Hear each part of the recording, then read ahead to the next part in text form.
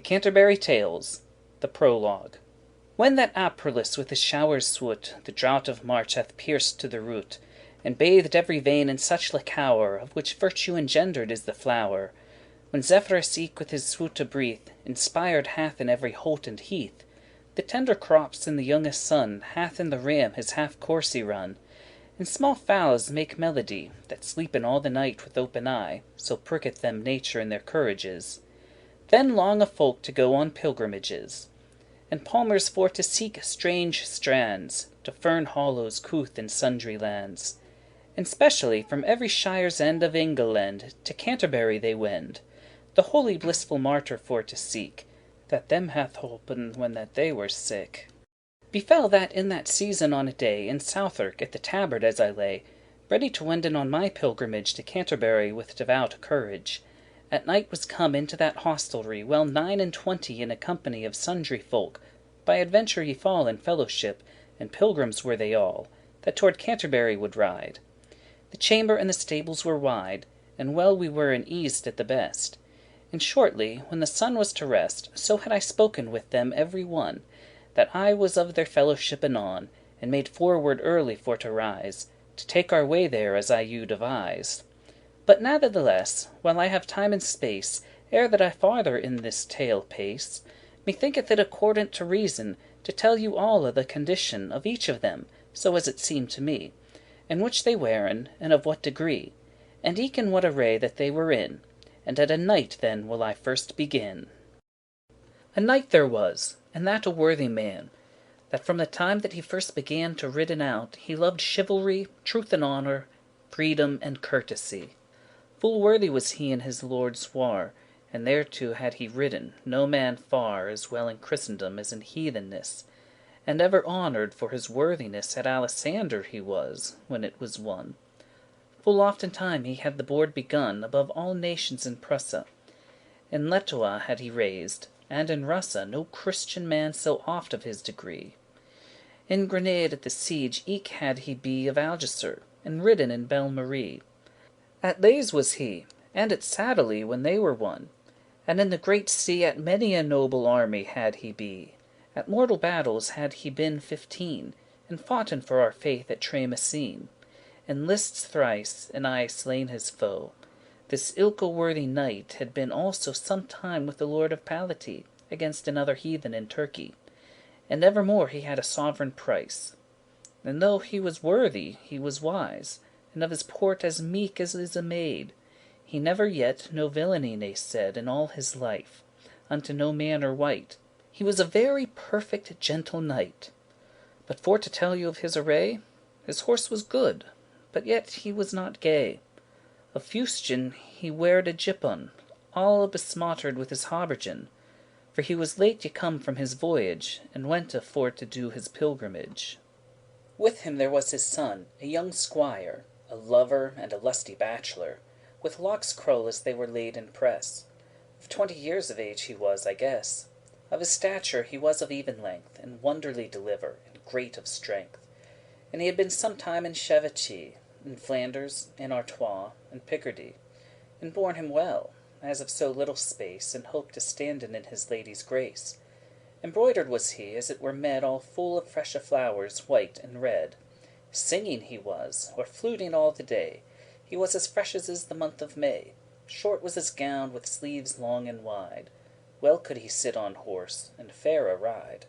He coulde songes make, and well indite, Joust, and eke dance, as well portray and write. So hot he loved, that by night or tale He slept no more than doth the nightingale. Courteous he was, lowly and serviceable, And carved before his father at the table. A yeoman had he, and servants no mo At that time, for him list ride so, And he was clad in coat and hood of green. A sheaf of peacock arrows bright and keen Under his belt he bare full thriftily. Well could he dress his tackle yeomanly. His arrows drooped not with feathers low, And in his hands he bare a mighty bow. A nuthead had he, with a brown visage. Of woodcraft could he well all the usage. Upon his arms he bare a gay bracer, And by his side a sword and a buckler. And on that other's side a gay dagger, Harnessed well, and sharp as point of spear. Christopher on his breast of silver sheen, and horn he bare, the baldric was of green. A forester was he, soothly, as I guess. There was also a nun, a prioress, that of her smiling was full simple and coy. Her greatest oath was but by Saint Loy, and she was cleped Madame Eglantine. Full well she sang the service divine, and tuned in her nose full seemly. In French she spake full fair and fetisly after the school of Stratford at Abo, for French of Paris was to her unknow. At Meta was she well y taught withal. She let no morsel from her lippes fall, nor wet her fingers in her sauce deep. Well could she carry a morsel, and well keep that no droppe ne fell upon her breast. In courtesy was set full much her lest. Her overlippe wiped she so clean, that in her cup there was no farthing seen of grease, when she drunken had her draught. Full seemly after her meat she wrought, and sickerly she was of great disport, and full pleasant and amiable of port, and pained her to counterfeit a cheer of court, and be a stately of mannere, and to behold indigny of reverence. But for to speaken of her conscience, she was so charitable and so piteous, she woulde weep if that she saw a mouse caught in a trap, if it were dead or bled. Of smalle hounds had she, that she fed with roasted flesh and milk and wastel bread. But sore she wept if one of them were dead, or if men smote it with a yarde smart. And all was conscience and tender heart. Full seemly her wimple y pinched was, her nose tretis, her eyen gray as glass, her mouth full small, and thereto soft and red, but sickerly she had a fair forehead. It was almost a spanne brow, I trow, for hardily she was not undergrow. Full fetis was her cloak, as I was ware. Of small coral about her arm she bare a pair of beads, gauded all with green, and thereon hung a brooch of gold full sheen, on which first y written in crown day, and after, Amor vincit omnia. Another nun also with her had she, that was her chapelaine, and priestess three. A monk there was, a fair for the mastery, an outrider that loved venery, a manly man, to be an abbot able. Full many a dainty horse had he in stable, and when he rode, men might his bridle hear jingling in a whistling wind as clear and eke as loud as doth the chapel bell, there as his lord was keeper of the cell. The rule of Saint Mare and of Saint Benet, because that was old and some deal strait, this ilke monk let olde things pace, and held after the newe world the trace. He was not of the text a pulled hen that saith that hunters be not holy men. Nay, that a monk, when he is cloisterless, is like to a fish that is waterless. This is to say, a monk out of his cloister, this ilke text held he not worth an oyster. And I say his opinion was good. Why should he study and make himself wood upon a book, and cloister always poor, or swinken with his hands, and labour as Austin bid? How shall the world be served? Let Austin have his swink to him reserved. Therefore he was a prickosore aright. Greyhounds he had as swift as fowl of flight. Of pricking and of hunting for the hare was all his lust, for no cost would he spare. I saw his sleeves are filled at the hand with gris, and that the finest of the land.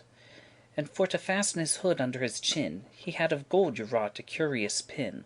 A love knot in the greater end there was. His head was bald, and shone as any glass, and eke his face, as it had been anoint. He was a lord full fat and in good point, his eyen steep and rolling in his head, that steamed as a furnace of a lead. His boots supple, his horse in great estate. Now certainly he was a fair prelate. He was not pale as a four-pined ghost, a fat swan loved he best of any roast. His palfrey was as brown as is a berry. A friar there was, a wanton and a merry, a limitor, a full solemn man. In all the orders four is none that can so much of dalliance and fair language. He had y made full many a marriage of younge women at his owen cost. Unto his order he was a noble post. Full well beloved, and familiar was he with franklins over all in his country, and eke with worthy women of the town. For he had power of confession, as said himself more than a curate, for of his order he was licentiate.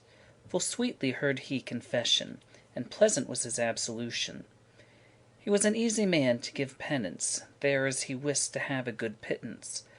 For unto a poor order for to give is sign that a man is well yshrive. For if he gave, he durst make avaunt, he wist that the man was repentant. For many a man so hard is of his heart, he may not weep although him sore smart. Therefore instead of weeping and prayers, men must give silver to the poor freres. His tippet was aye farced full of knives and pins for to give to fair wives, and certainly he had a merry note. Well could he sing and playen on a rote. Of yeddings he bare utterly the prize. His neck was white as is the fleur de lis, thereto he strong was as a champion. He knew well the taverns in every town, and every hostler and gay tapster better than a lazer or a beggara.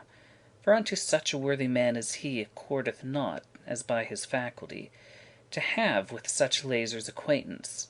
It is not honest, it may not advance, as for to deal with no such poor ale, but all with rich and sellers of vitale. And over all there his profit should arise. Courteous he was, and lowly of service, and as no man nowhere so virtuous.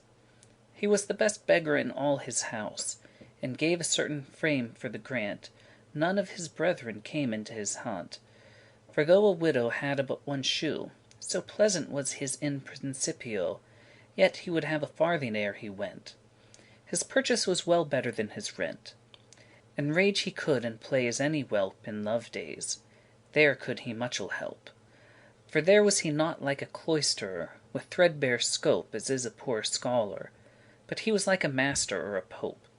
Of double worsted was his semicope, that rounded him as a bell out of press. Somewhat he lisped for his wantonness, to make his English sweet upon his tongue, and in his harping, when that he had sung, his eyen twinkled in his head aright, as do the stars in a frosty night. This worthy limitour was called Huberd. A merchant was there with a forked beard, and motley, and high on his horse he sat. Upon his head a Flandrish beaver hat. His boots clasped fair and fetisly. His reasons aye spake he full solemnly, sounding alway the increase of his winning. He would the sea were kept for anything betwixt a Middleburg and Orwell. Well could he in exchange shields sell, this worthy man full well his wit beset. There wiste no wight that he was in debt, so stately was he of governance with his bargains and with his chevisance. Forsooth he was a worthy man withal, but sooth to say I not how men him call. A clerk there was of Oxenford also, that unto logic had a long ago. As lean was his horse as is a rake, and he was not right fat, I undertake, but looked hollow, and thereto soberly. Full threadbare was his overous courtpie, for he had not gotten him yet no benefice, nay was not worldly, to have an office. For him was lever have at his bed's head 20 books, clothed in black or red, of Aristotle and his philosophy, than robes rich, or fiddle, or psaltery. But all be that he was a philosopher, yet had he but little gold in coffer. But all that he might of his friends hent, on books and on learning, he it spent, and busily gan for the souls pray of them that gave him wherewith to schole. Of study took he most care and heed. Not one word spake he more than was need, and that was said in form and reverence, and short and quick, and full of high sentence. Sounding in moral virtue was his speech, and gladly would he learn, and gladly teach. A sergeant of the law, wary and wise, that often had he been at the parvis, there was also full rich of excellence. Discreet he was, and of great reverence. He seemed such, his words were so wise, justice he was full often in assize, by patent and by plain commission. For his science and for his high renown, of fees and robes had he many won.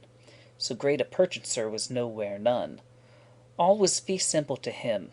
In effect his purchasing might not be insuspect. Nowhere so busy a man as he there was, and yet he seemed busier than he was. In terms had he case and doom as all that from the time of King Will were fall. Thereto he could indite, and make a thing there coulde no wight pinch at his writing. In every statute could he plain by rote.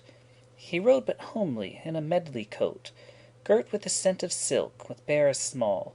Of his array tell I no longer talle. A francolin was in this company. White was his beard as is the daisy. his complexion he was sanguine. Well loved he in the morn a sop and wine.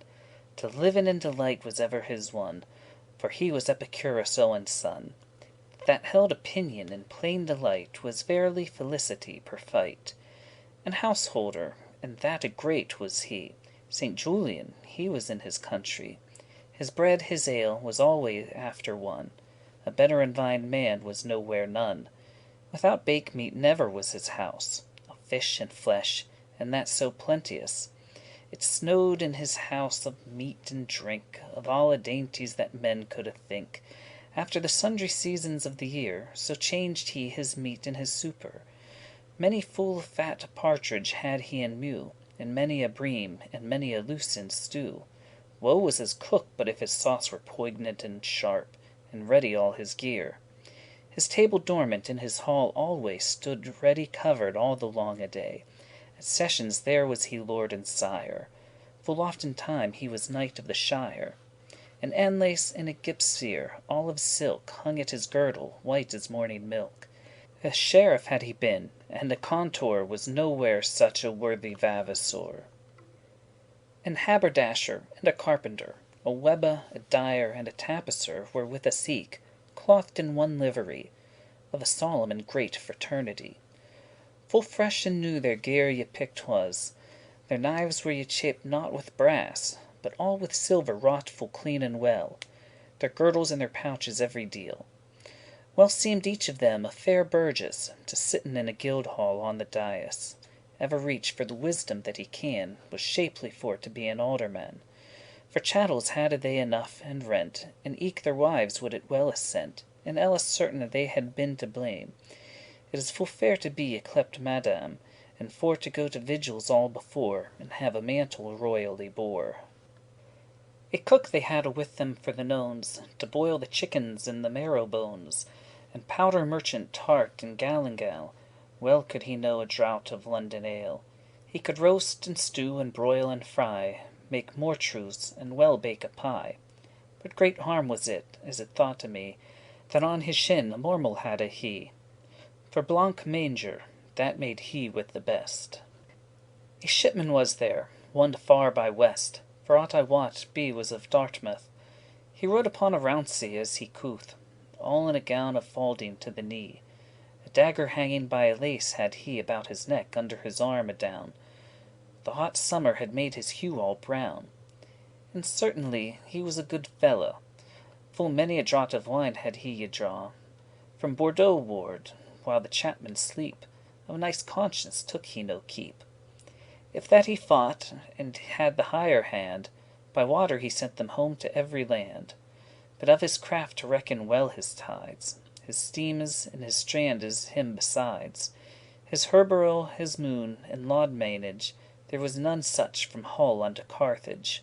Hardly he was, and wise, I undertake, with many a tempest had his beard been shake.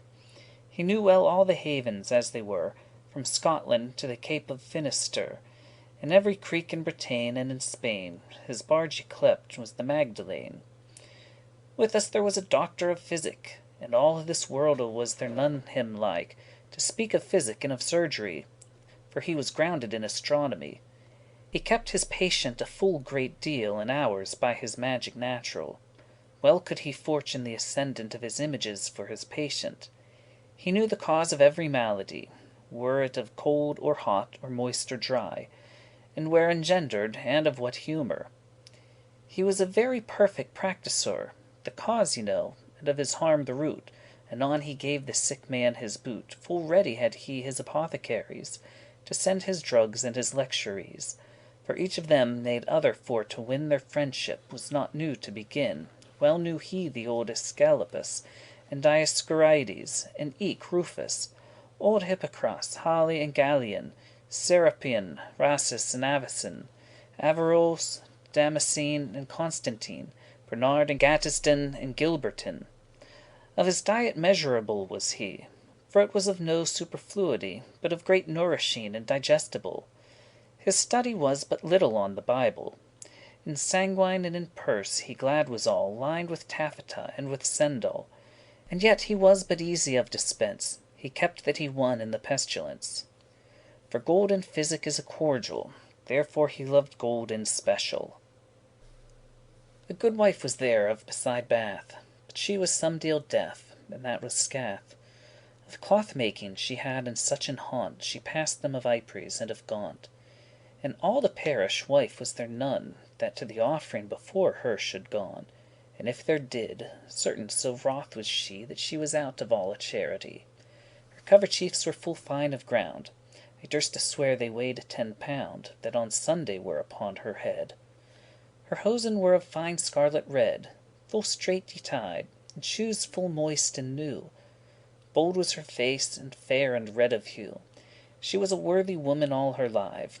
Husbands at the church door had she had 5, withouten other company in youth. But thereof needeth not to speak as newth. And thrice had she been at Jerusalem. She hadde passed many a strange streen. At Rome she had been, and at Boulogne, in Gallus and St. James, and at Cologne. She coulde much of wandering by the way. Gat-toothed was she, soothly for to say. Upon an ambler easily she sat, y wimpled well, and on her head an hat as broad as is a buckler or a targe, a footmantle about her hips large, and on her feet a pair of spurs sharp. In fellowship well could she laugh and carp, of remedies of love she knew perchance, for of that art she could the olde dance. A good man there was of religion, that was a poor parson of a town, but rich he was of holy thought and work. And he was also a learned man, a clerk, that Christ's gospel truly would he preach. His parishans devoutly would he teach. Benign he was, and wonder diligent, and in adversity full patient. And such he was he proved often sithes, full loth were him to curse for his tithes, but rather would he given out of doubt unto his poor parishans about, of his offering and eke of his substance. He would in little thing have sufficence. Wide was his parish, and houses far asunder, but he ne left naught, for no rain nor thunder, in sickness and in mischief, to visit the farthest in his parish, much and lit, upon his feet and in his hands a staff. This noble example to his sheep he gaf, that first he wrought, and afterward he taught. Out of the gospel he the word is caught. In this figure he added yet thereto, that if gold rust, what should iron do? For if a priest be foul, on whom we trust, no wonder is a lewed man to rust. And shame it is, if that a priest take keep, to see a shitten shepherd and clean sheep. Well ought a priest ensample for to give, by his own cleanness, how his sheep should live. He sette not his benefice to hire, and left his sheep encumbered in the mire, and ran unto London, unto St. Paul's, to seek him a shantery for souls, or with a brotherhood to be withhold. But dwelled at home, and kept well his fold, so that the wolf ne made it not miscarry. He was a shepherd, and no mercenary. And though he holy were, and virtuous, he was to sinful men not dispiteous, nor of his speech a dangerous nor dine, but in his teaching discreet and benign. To drawen folk to heaven with fairness, by good ensample was his business. But it were any person obstinate, whatso he were of high or low estate, him would he snibbe sharply for the nose. A better priest I trow that nowhere none is. He waited after no pomp nor reverence, nor maked him a spiced conscience, but Christ as Lord, and his apostles 12 he taught, and first he followed it himself.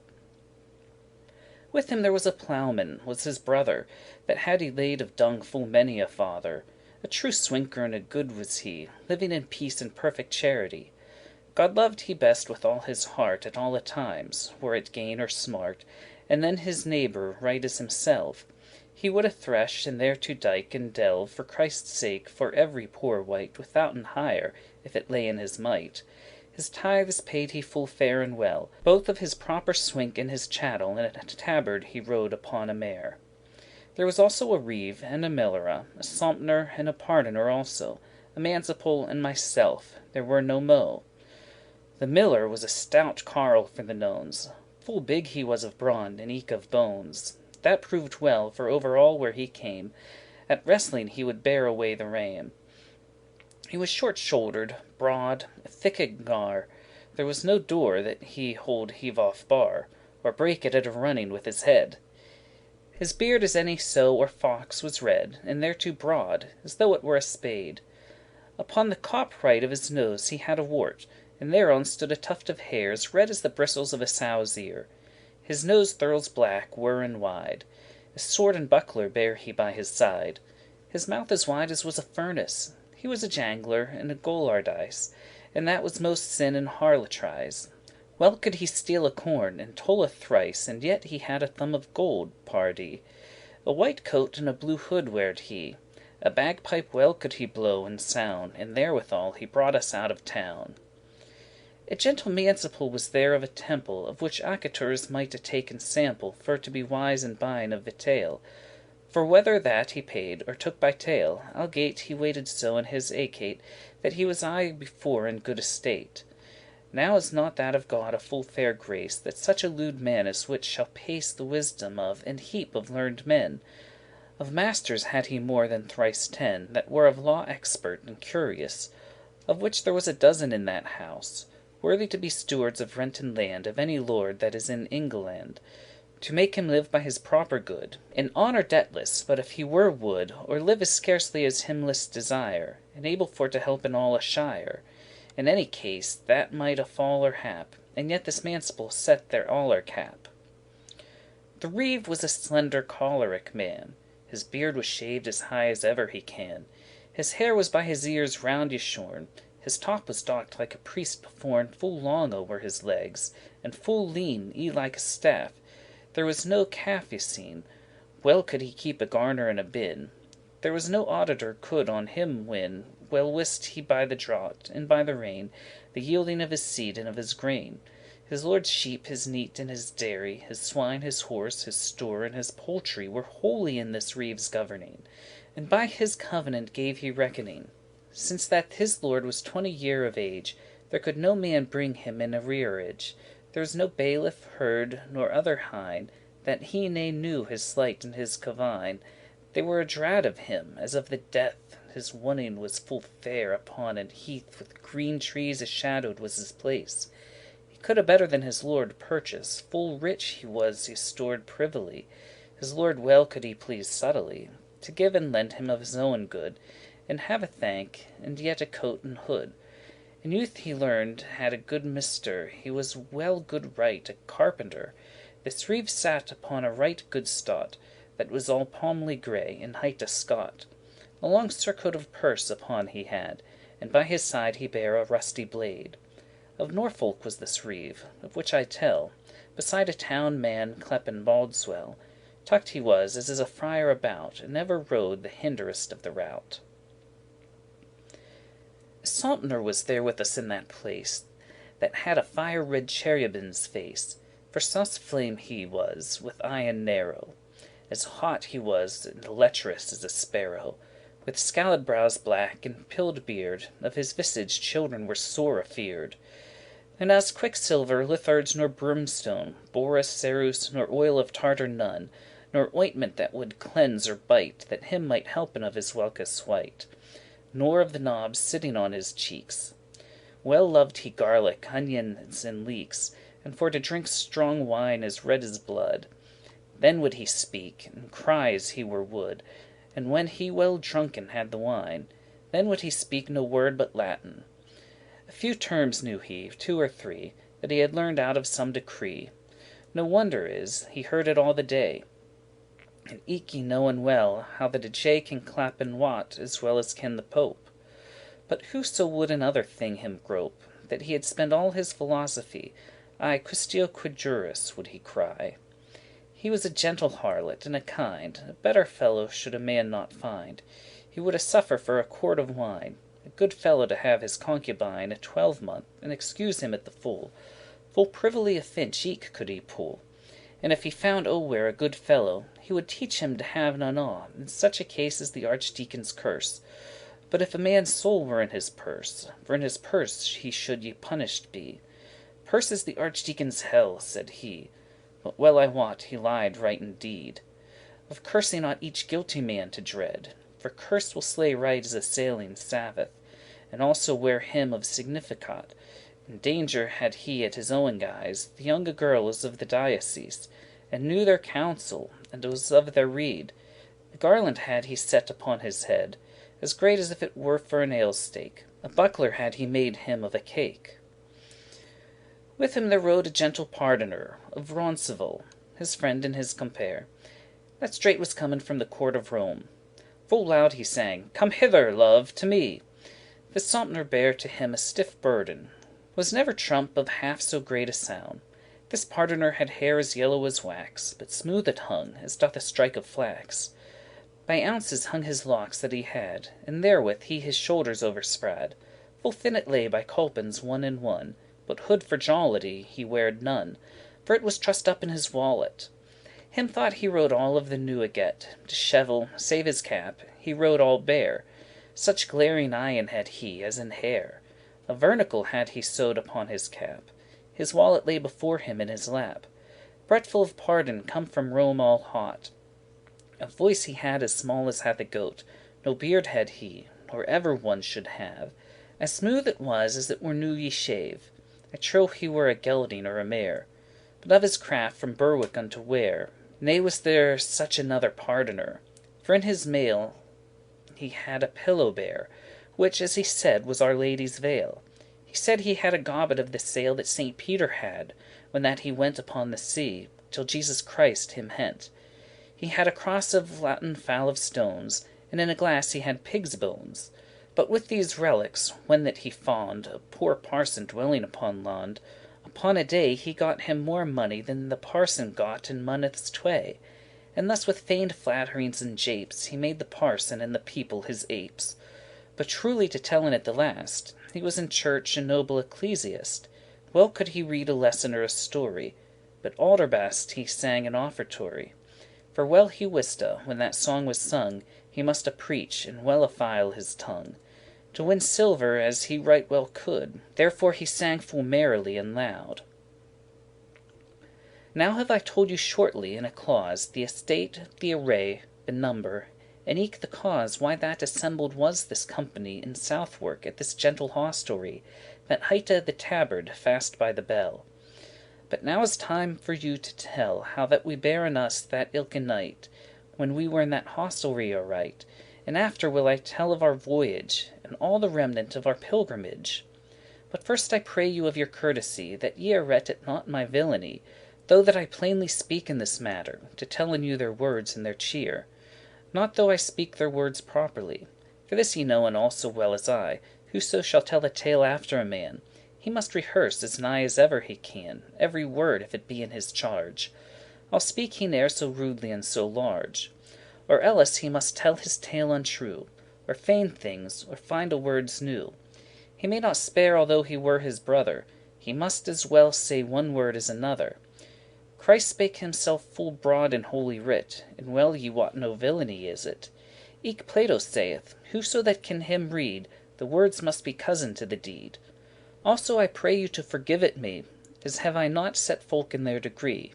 Here in this tale, as that they shoulden stand, my wit is short, ye may well understand. Great cheer made our host us every one, and to the supper set he us anon, and served us with victual of the best. Strong was the wine, and well to drink us lest. A seemly man our host was withal, for to have been a marshal in an hall. A large man he was with eye and steep, a fairer burgess is there none and cheap. Bold of his speech and wise and well he taught, and of manhood lacked him right naught. Eke thereto he was right a merry man, and after supper playin he began, and spake of mirth amongs other things. When that we had made our reckonings, and said thus, "Now, lordings, truly ye be to me welcome right heartily, for by my troth, if that I shall not lie, I saw not this year such a company at once in this herborough now. Fain would I do you mirth, and I wist how. And of a mirth I am right now bethought, to do you ease, and it shall cost naught. Ye go to Canterbury, God you speed, the blissful martyr quite you your meed. And well I wot, as ye go by the way, ye shapen you to talken and to play, for truly comfort nor mirth is none to ride by the way as dumb as stone. And therefore would I make you disport, as I said erst, and do you some comfort. And if you liketh all by one assent, now for to standen at my judgment, and for to worken as I shall you say tomorrow when ye riden on the way, now by my father's soul that is dead, but ye be merry, smiteth off mine head. Hold up your hands without more speech. Our counsel was not long afore to seech. Us thought it was not worth to make it wise, and granted him without more avise, and bade him say his verdict as him lest. Lordings, quoth he, now hearken for the best, but take it not, I pray you, in disdain. This is the point, to speak it plain and plain, that each of you, to shorten with your way in this voyage, shall tell in tales tway, to Canterbury ward, I mean it so, and homeward he shall tell in other two, of adventures that whilom have befall, and which you that beareth him best of all, that is to say, that telleth in this case tales of best sentence and most solace, shall have a supper at your aller cost, here in this place, sitting by this post, when that ye come again from Canterbury. And for to make you the more merry, I will myself gladly with you ride, right at mine own cost, and be your guide. And whoso will my judgment with say, shall pay for all we spenden by the way. And if ye vouchsafe that it be so, tell me anon without words mo, and I will early shape me therefore. This thing was granted, and our oath we swore with full glad heart, and prayed him also that he would vouchsafe for to do so, and that he would be our governor, and of our tales judge and repertoire, and set a supper at a certain price, and we will ruled be at his device, in high and low, and thus by one assent we be accorded to his judgment. And thereupon the wine was fetten on, we drunken, and to rest went each one, without any longer tarrying. A-morrow, when the day began to spring, uprose our host, and was our allercock, and gathered us together in a flock, and forth we rid in all a little space, unto the watering of Saint Thomas. And there our host began his horse arrest, and said, Lords, hearken if you lest, to weet your forward, and I it record, if evensong and morning song accord. Let's see now who shall tell the first tale. As ever may I drink a wine or ale, whoso is rebel to my judgment shall pay for all that by the way is spent. Now draw ye cuts, ere that ye farther twin, he which that hath the shortest shall begin. Sir Knight, quoth he, my master and my lord, now draw the cut, for that is mine accord. Come near, quoth he, my lady Prioress, and ye, Sir Clerk, let be your shamefastness, nor study naught, lay hand to every man.